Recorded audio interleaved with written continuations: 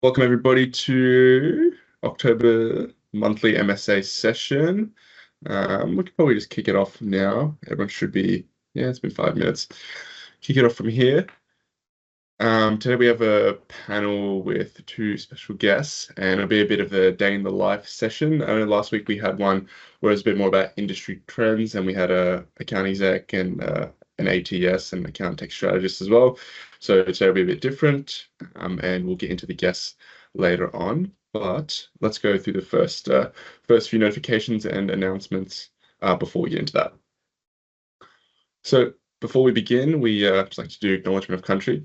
We acknowledge the traditional custodians of the land and their continuing connection to our community. We pay respect to them, their culture, and to their elders past and present. As many of us are watching in locations all around Australia and New Zealand, I would also like to pay our respects to the traditional owners of the country on which we all live and work. I would also like to recognise their continuing connection to land, waters, and community, and pay our respects to them and their culture, and to elders both past, present, and future.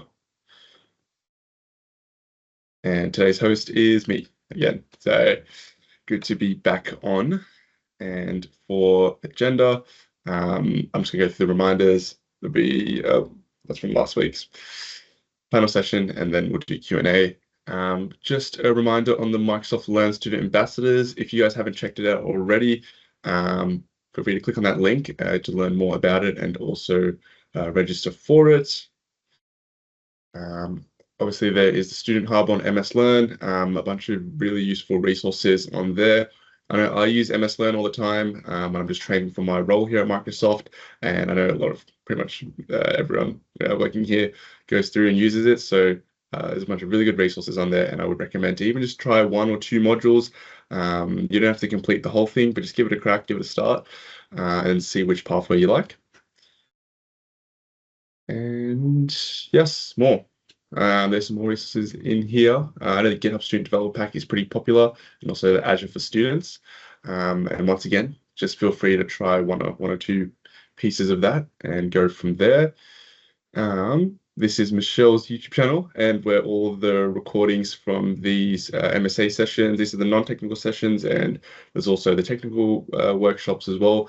They're all on there. So if you're new to this, or if you've been part of the last 10, there's a bunch more on there, previous ones. So feel free to check this out, or if you like something in today's workshop, you can go and check that out as well. Okay, and yes, it's the playlist. Yeah, and there are some pretty cool technical ones there as well, so definitely check them out.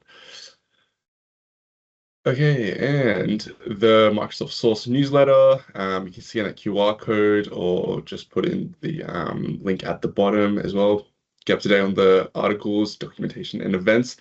So feel free to do that one as well. And we have keep your cameras open because we have another 2 for our Facebook and LinkedIn groups. So make sure Joe those, I'll leave those up for a couple of seconds. But if not, as well, you can always come back in the recording and see those. But we have a few upcoming in-person events, and so that's always a good place to check, are there any in-person events coming up? Definitely. Well, hopefully everyone's had a chance to scan those. Without any further ado, we also now are going to move on to our panel session, where we're going to talk a bit more about day in the life. As I mentioned earlier, last week we had industry trends, where we went more around understanding the tech industry as a whole, and doing like specific sectors as well, looking at it. But now let's look at it from what's it like working each day in this sector. So I have 2 amazing guests on here today, and I might start by briefly asking each of you to introduce yourselves and your roles at Microsoft, maybe starting with Sinead. Also, feel free to correct me on the name pronunciation. Thank you. I actually have, because I'm working more in Asia, I put a little explanation on how to pronounce my name in in my team's like picture, but it's easy if you think about it as lemonade. So Sinead, like lemonade, but there's a invisible H in between the S and the I, which is very confusing for almost everybody who tries to pronounce the name. So Sinead is perfect. my name. Sinead. Yeah, Not the most Sinead. confusing Irish name, though, is it? Not really. No, there's quite a few more. Yeah. There's Ferdia is a pretty difficult spelling, actually. If you Devasa, Siobhan is even tricky for some people, but yeah, my name is Sinead. Nice to meet everybody. I am calling from Gadigal land. I'm actually in Lilyfield, in the city, and yes, pay my respects to elders past and present, and very pleased to be here with you, and thank you so much for the opportunity to speak. I can't remember the question that you asked me, but I think it was because I waffled on about my name. Is it what I do? I think I have one of the best roles in the company, but I think everyone says that because everyone probably really loves what they do when they're at Microsoft. Well, if most of the time, I'm kind of at the beginning phase of a software partner's journey with Microsoft. So I have the word recruit in my title, which means, I spend a bit of time researching the industry. I look after healthcare and public sector across Asia, apart from Greater China and India. And so I spend a bit of time researching the industry, really trying to understand some trends that are happening, and if there are up and coming software companies that we want to partner with or who want to use Microsoft as a channel to grow their business. And so I feel really privileged to be able to work directly with founders of amazing tech companies that are really addressing some of the wicked problems that we're facing as a society.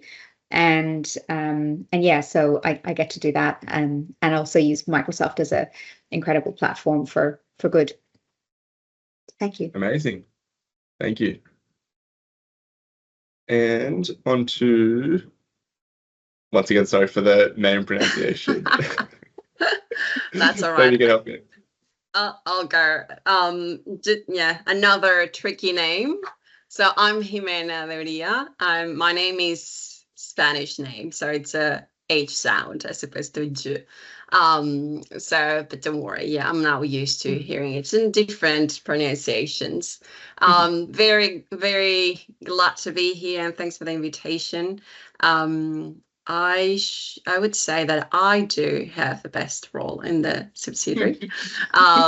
No, but very passionate about what I do. So I'm a security go-to-market manager, looking after Australia and New Zealand. So I've been doing these role in different capacities and like different flavors for almost 6 years and still loving it. I get to work with pretty much every single team within the area, within Asia, and even at Corp, doing cybersecurity. So that's sales teams, that's our global black belts, our very technical, product specific people, our partners, our customers, our customer success team. So yeah, really orchestrating a lot of what we do to bring our solutions to organizations across all segments, so enterprise to small businesses, and yeah, still loving it. Perfect. That's Thank you. I noticed both of you guys speak very passionately about the work you do, and I think that's a good segment into our next question. So we've talked about what you guys do now, but maybe taking it back a little bit before, what inspired you to join Microsoft and pursue a career in tech? Yeah, Maybe starting with you, Sinead. Sinead, sorry. Lemonade, Sinead, Sinead. like lemonade. Sinead.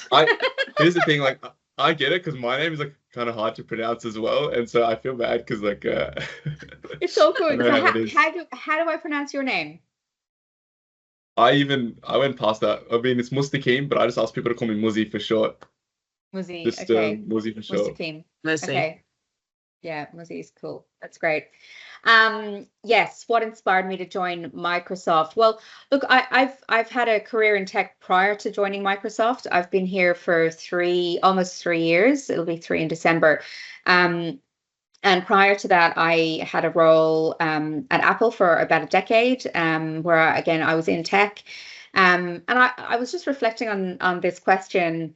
I've like no one's career is linear. Like no one's career path is, well, very few people rather have a linear career path. And when I started working, I had no idea about tech. It was back in the like 1990s. It's quite a while ago. Some of you may or may not have been born by then. And it was quite a while ago. And tech is so different now to compare to the back then. And I was also living in Ireland, and my career aspirations at that time were, maybe I might want to do something in advertising and marketing, running events, doing publishing. And so I had started that pathway. And I moved to Australia, and I got an opportunity to work in a publishing company. And that publishing company just happened to run a technical magazine. And it was a telecommunications magazine. And I started to get really interested in working with the sponsors and the advertisers from that mag. And I made really great connections in the tech industry. And I started to just be sort of pulled into this orbit of tech, which is just so fascinating in Australia. And so this was, in the early 2000s. And I made a deliberate decision at that point to find roles that would kind of give me, next steps directly into a vendor, because I was sitting on the periphery. I was selling to, or I was, working in events, or working in a smaller sort of company, but not really living the dream, as it were, as a vendor. So I kind of always wanted to work for an Apple or a Microsoft or, Intel. They were all names that I knew really well. And at some point I made it my business that was it. I wanted to get a job at Apple. And it took a while. It took effort, it took planning, and it took a lot of networking to get to know the right people. But I managed to get a job when I was at Optus before that, and I was the Apple account manager. So I sold to Apple, and I sold to the CIO at Apple. And I just used those connections and managed to get, back in the day, get a role there. And when I kind of had reached the end of my career opportunities at Apple, Microsoft seemed like actually a really scary opportunity, because Apple and Microsoft weren't always best friends. And so it seemed a bit odd, but I actually feel more myself at Microsoft than I've been at any other role. I can be more authentic. I can, surface more of the things that make me, that give me joy, that, really sort of align directly with my values. And yeah, so I'm super, super excited to be at Microsoft. I love it. Perfect. Thank you so much. Very, very interesting roadmap into tech, I guess. Like it's from that technical, like a technical newspaper. Yeah. So it was a magazine. These things sorry. it was paper. It was printed. It was a publishing company. Wow. And they ran a telco magazine. Yeah. And so I got to know lots of like tech companies because they were advertising in the magazine. Yeah. All right. Well, thank you for that. And passing over. I'll go next. Yep. All right. So I put a little bit of that in the chat window. I'm originally from Venezuela. So my career with Microsoft started actually in Venezuela. So I'm an electronic engineer. I then started working at a small telco in Venezuela, where I'm originally from, and fell in love with just the marketing aspect. So I was doing everything in this small telco, and I was doing product. So I was defining product. I was working with customers. I was doing the marketing as well. So I pursued a diploma in services, and then I did a master in marketing. So I have a mix of like technical background and a bit of a commercial marketing in my education, and then I started working for Microsoft Venezuela for 2.5 years, and I absolutely loved it in there. And then who was my boyfriend, decided that he wanted to go to Australia, and so, long story short, I visited him, we got engaged, and decided to move to Australia. And so while I was getting my paperwork and my visa sorted and everything else, I was looking for jobs everywhere. So I wasn't transferred to Microsoft Australia. There was actually a 6-year gap in between my work in Venezuela and then in Australia, where I studied my career in cybersecurity at Symantec. So I worked at Symantec for 6 years. Loved it, had a mix of Australia, New Zealand, as well as Asia roles, mostly working with partners. I did crazy stuff in there, like I organized a partner event in Tokyo and Singapore, and like visited partners in India and Malaysia, and there was incredible experience. And then luckily Microsoft Australia called me, and they had the perfect job for me for what I wanted next in my career. And so I started working as the first, I guess, security marketing person. And when I say marketing, it's, it's not maybe the best definition of it. I was doing product marketing within the business group. So really, as I mentioned before, working with all the different teams, orchestrating the different programs that we ran for customers and for partners. And these 6 years at Microsoft have changed so much, because our cybersecurity portfolio has changed quite a lot, and so it's always learning, it's always evolving. Every year looks different to the year before, and that's one of the things that I really love about my job, that I'm always learning, always challenged to do new things, and working with very smart people and like lovely people. So yeah, that's me. Thank you. And the next question, it's a different one, but because, as you're just saying, and I guess we all know here, working at Microsoft, it's always evolving. Tech is always changing, and no 2 days are often the same. But if we were to boil it down, could you guys walk us through a typical day in your role, starting off with Sinead? Oh, good job. Thank you. Sometimes it takes three attempts to, yeah, it takes a few. to get. Yeah. So thank you. Thanks, Muzzy. So you're right. Like every day is different. Every week is different. Every quarter is different. We kind of operate on a quarterly business sort of motion. So we can make big changes per quarter, but generally, we try and keep things fairly stable in between. In my role, like I've now moved into a role where I have a reach into ASEAN and Korea, where before I was just focusing on Australia and New Zealand. So my current day looks very different. I need to have conversations with my new colleagues in Seoul. We do a bit of research on like who are the top companies that we could be working on together in Korea that might be interested in partnering with Microsoft. So that could take us down a rabbit hole, and we could be there for a while. And now I also have new colleagues across ASEAN. So given different time zones, those calls can be at different times, later in the afternoon, later in the evening. So my days are never really sort of just 9 to 5. I can start a bit later, or I can start like super early. I was on a call the other day at 6 a.m., which was yeah, not not ideal.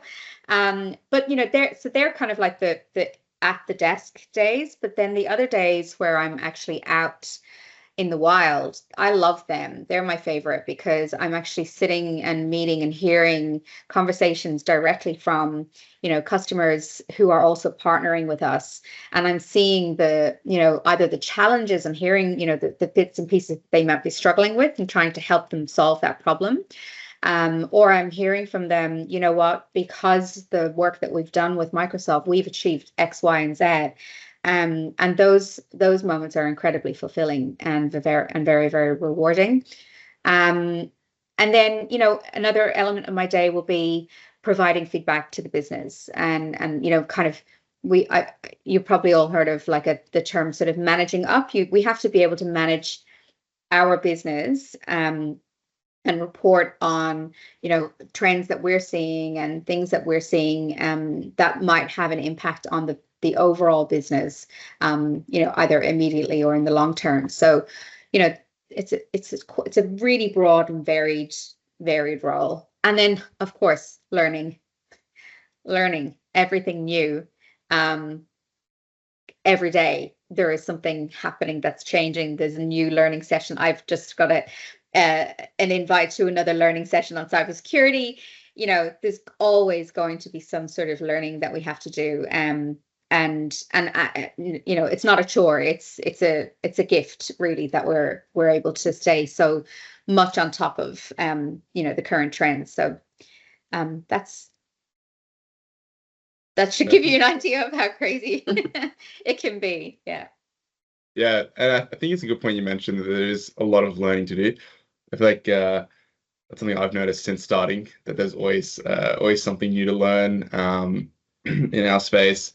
It feels like there's always a new like OpenAI model we need to know about, or there's a new update coming. But I also find it to be one of the best parts of the role is that it never gets stagnant and it's always moving and there's something new, and then you're going to speak to customers and you're going to share the good news. So really resonate with that. And handing over to, I'm going to try again. Jimena. Jimena, yeah, pretty good. Jimena. Pretty good. Okay, You're close. Pretty close. Okay. Thank you, Missy. Yeah, so it's my days look very different, like week by week.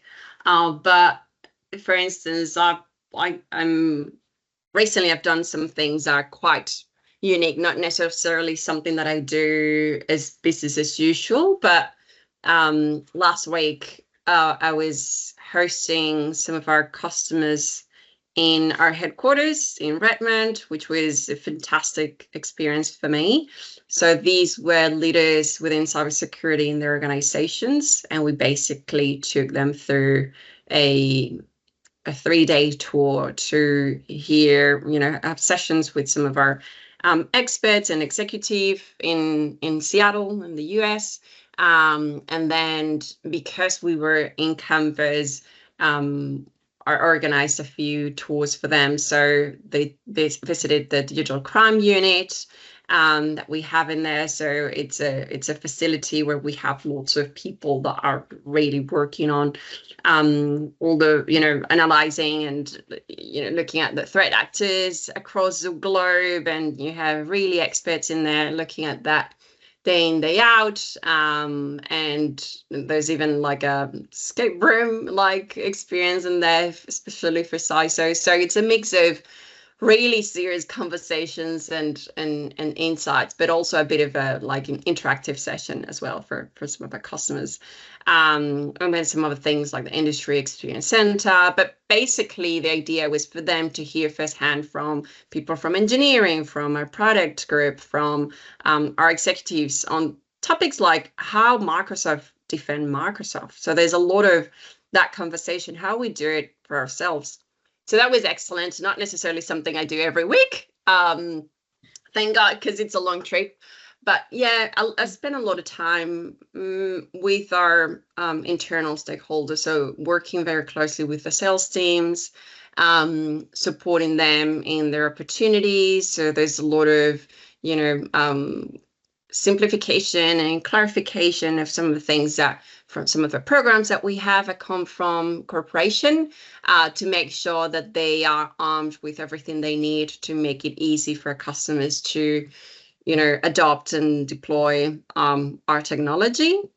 I also work a lot with the partner team as well. So part of my week goes into either aligning what we do to what our partners see in the market and what they need and their offerings.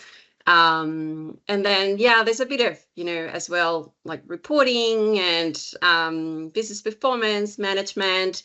So it's definitely part of a role. And so it's basically providing the region and corporation with context on the opportunities and the challenges that we see in our market here, and any help we need, to make sure that we're adapting to our very specific area.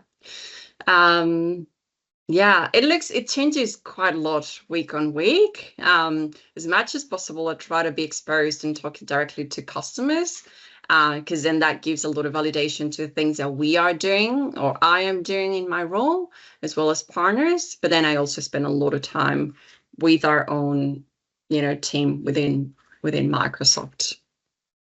Perfect. Thank you. Both your roles seem very, very full on. I mean, in a good way. There's always a lot going on. And moving on to the next question, which kind of involves that, and start off with Sinead, because I know you also mentioned working through various time zones, getting up early for calls, and I've seen some other colleagues go through the same thing. Could you walk through some of your biggest challenges you face in your role? Yeah. Look, I mentioned about learning, keeping up to date with everything, like that. We've said it on the call. Technology is just moving at the most incredible pace. It's just outrageous how fast it's moving in, and we really do, because we are Microsoft and people look to it doesn't matter who you are in Microsoft, by the way. If once you go out to the public and people say, oh, you're Microsoft, you must know XYZ, they expect you to have a certain level of understanding, and that does put a bit of pressure on all of us to ensure that we have maintained a high enough standard to have a conversation with somebody and not get things wrong or not say the wrong thing. So, being really thoughtful around what knowledge you consume every day, I think is a big, it's not so much a challenge, but it's definitely something that I think about a lot, because you just want to make sure that you're taking in the right amount of information and the right within the right context, so that you can have a very valid yet and thoughtful conversation with a business founder, a business partner, a customer, a leader, that kind of thing. But also excuse me, I think this is probably becoming more and more relevant for a lot of tech companies, but dealing with ambiguity is a massive part of all of our roles at Microsoft. You don't always know what the big picture is, and sometimes, depending on what role you're in, you may only be given 2 or 3 steps ahead of a view that's actually a 10-step journey. And having the ability to deal with that level of ambiguity and still kind of get on with your job and still perform and still be able to see through to creating an opportunity for yourself, that is a daily challenge. And I think it's a challenge for a lot of people in general. So it doesn't change. I think the opportunity that I've got now as a result of this Asia focus, rather than being just in Australia, New Zealand, it is managing the cultural differences across the region. And so you continually have to think on your own experience in your own level of, for me, I'm a cis white woman, English speaking. And so that comes with an incredible level of automatic privilege And so I need to continually consider those things when I'm talking with colleagues from different regions and talking to customers from different regions. And then just really understanding how to, work within cross-functional teams across different, with differing priorities and viewpoints is pretty big. So, but all of those things start happening in your automatic brain eventually, because you build up the muscle memory on how to deal with those types of situations. But yeah, I hope that No, gives you 100%. I really resonate with the point of where you're getting your information from and how you're presenting that. I feel like that is definitely a big thing there. And over to you, Jimena. Is that right? Yeah. Yes. Perfect. All right. Challenges. Yeah, I think definitely very aligned with Sinead on the need to keep up with everything that changes so much, and definitely even more so in the last 12 months. We see that even more and more. And, one of the things that, I know this is not part of the question, but one of the things that I always say to young people trying to understand, what skills should I gain, and, where should I focus on? I think what's really important now, and what will, be very, very important as part of your skill set in the future is that capacity to adapt and learn really quick. Because the technology is changing and evolving so quickly that you just have to adapt, and the roles that we all know today may look very different in a few years. And is that capacity to adapt, to change, to learn quickly, to be flexible and nimble, that will help you be well equipped to get a good job in the future. And so anytime that you invest in really learning how to leverage sort of the technology that generative AI in general, just play with it and do it in a safe way, of course, but definitely invest time in that, because that will definitely be part of your job in the future. Now, going back to challenges, it's a lot of that, like keeping up. The business moves really quickly. Definitely work in Microsoft. It means, I think I would say, for every single role in the company, it's fast paced. And sometimes you'll have moments with lots of pressure from the business, because sometimes you're doing really well and everyone is happy and we're all cheering. Sometimes like business not doing that well, or the ambitions are higher than what you're able to deliver in the moment, and you have to be conscious of that's part of a job. And whilst I take it very seriously, I'm also very conscious that what priorities in life are. And so as much as possible, try to ground myself in what really matters, which is keeping your mental health and your family and all the things that matter in my life. And so I'd say, just to summarize, keeping up with the pace at which technology and the business moves, and just being very conscious of, even though when you have lots of pressure from the business, it's good to have your tools to kind of keep yourself sane and grounded. Thank you so much. And do resonate with the point you mentioned on, especially for young people aspiring to get into the field, to learn as much as you can. I remember when I was younger and we had one of our careers advisors come in, they showed us this cool video, and it was just one of those inspirational videos that was like, you don't know what the future jobs could be. And I mean, it's kind of true. When I was in high school, all the AI buzz it was like AI was a thing, but the buzz that it is now was not a thing, and all these careers that have opened up was not a thing. So that is very valid. That was going to be my final question, though. What advice would you give to students aspiring to work in the tech industry? So maybe as we're going to wrap up and then have a short Q&A, maybe Sinead, if you just want to add one piece of advice to that, and then we can wrap up and move to Q&A. Yeah, look, I think, the 3 words, 4 words, 5 words: stay curious, and always be learning. Like they're like the two things. Stay curious and just keep learning, keep pushing yourself.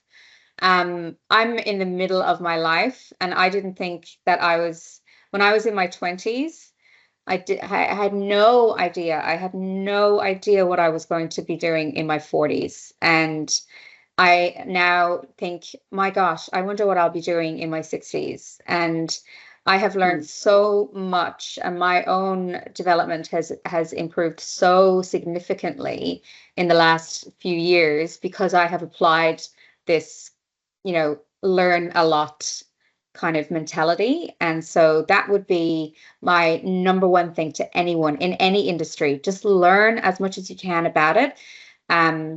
There's two streams of being a generalist or being a specialist.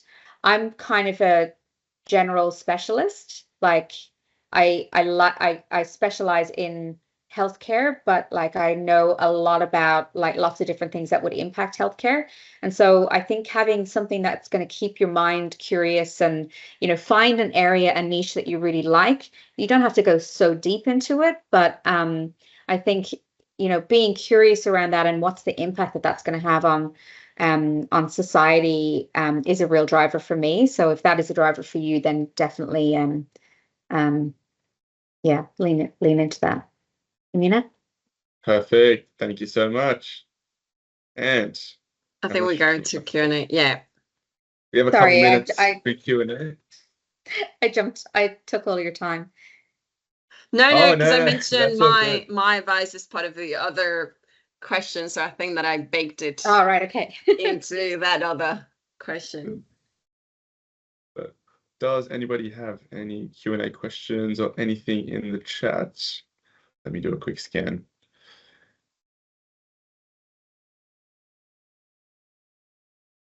Well, just me posting.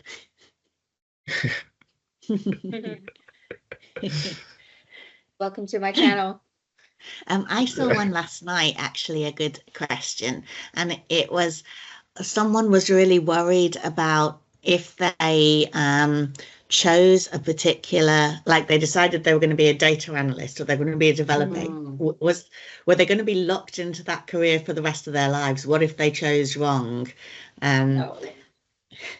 The answer is definitely no. Yeah. I mean, it's really interesting because I see there are people who work at Microsoft, and some of them have been working in the company for 20 or even 30 years. And when you talk to them about it, they've actually had, maybe 15 different roles, and they've done 15 different, taken steps in different places. Like the company at Microsoft is so big, and, the opportunities are so broad that you don't have to get stuck into one area. And data analysts, it's a broad enough area that I think you could,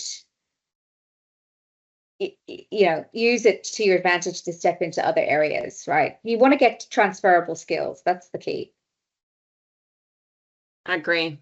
I studied electronic engineering, and I don't use any of what I studied and in my current role. However, as in the theory, I don't use it. I studied like 7 maths and 5 physics and things like that. And what I take from it is that how I use my brain to learn all of that.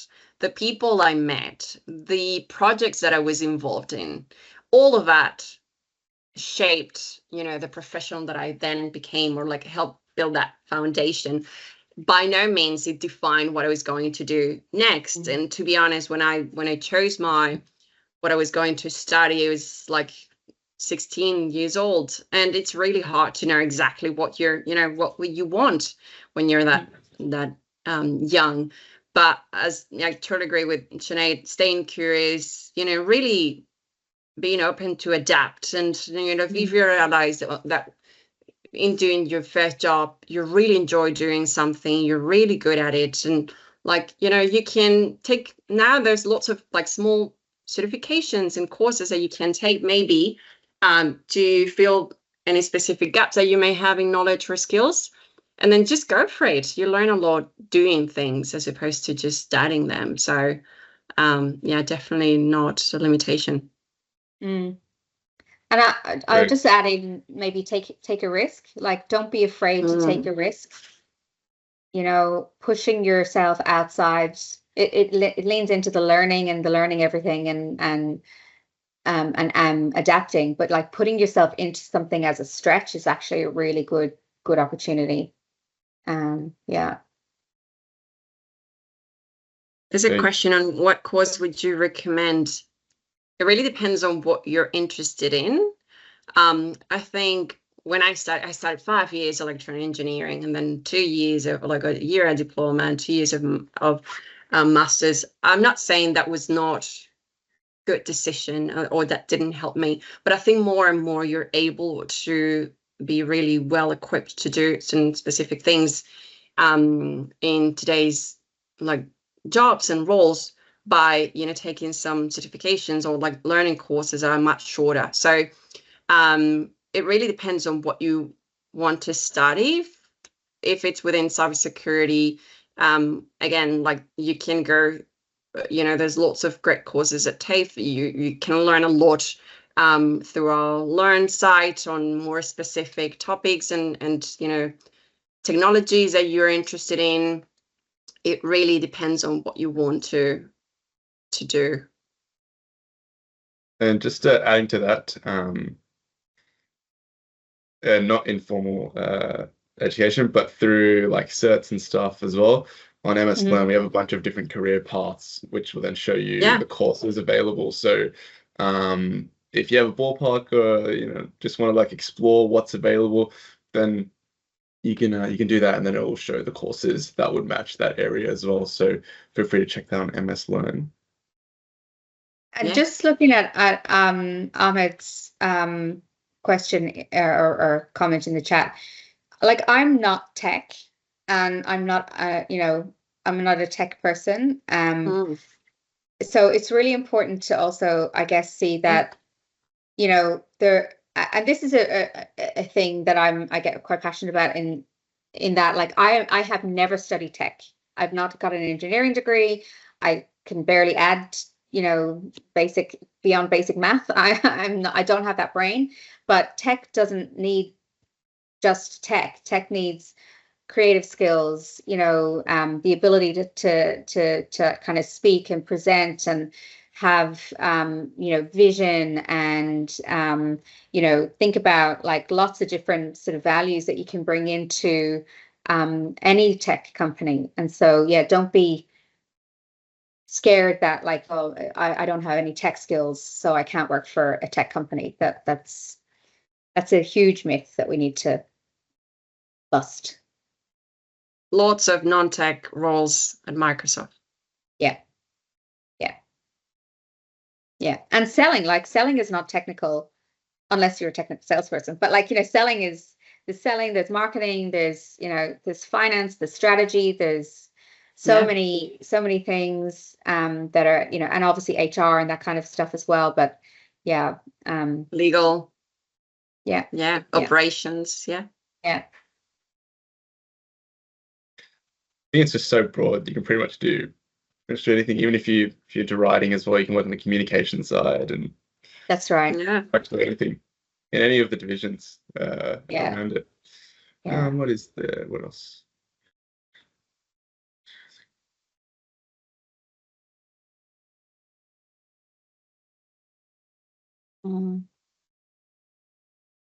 I might have to wrap it up in a minute though, just because it was at 11:15.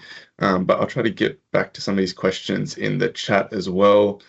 Just maybe if I do it quick, like 60 seconds. Last three. When will interviews be conducted for internships this year? I'm not fully across that. I think it would be if they're the ones that were open earlier, I'm guessing maybe just wait for, if there is a HR contact, maybe try to get in contact with them. But hopefully you can find out in the next few weeks on that.